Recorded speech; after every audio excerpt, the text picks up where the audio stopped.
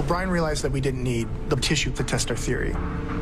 We have, NOAA has these arrays that record audio, marine life, seismic activity, and one of these buoys was very close by. So we know it was likely that we had recorded the whole event. The sonar blast, the whale reactions, everything.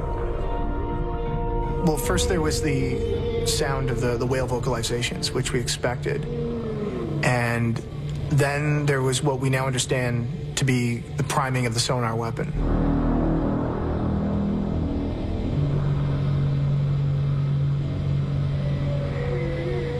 And then there was a moment of silence, and this proved to be the calm before the storm, because then it was bam.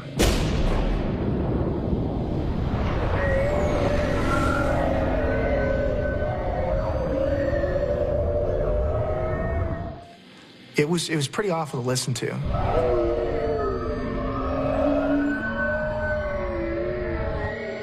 Brian was so preoccupied with cataloging this sonic blast that he almost missed what else was there.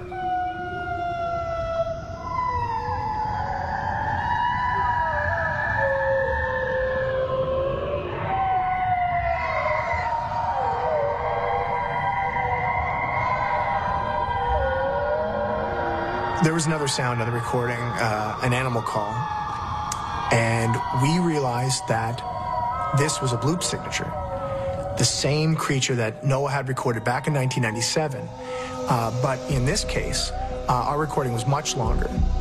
It was the most complex, intricate animal call I'd ever heard, and we had no idea what had made the sound.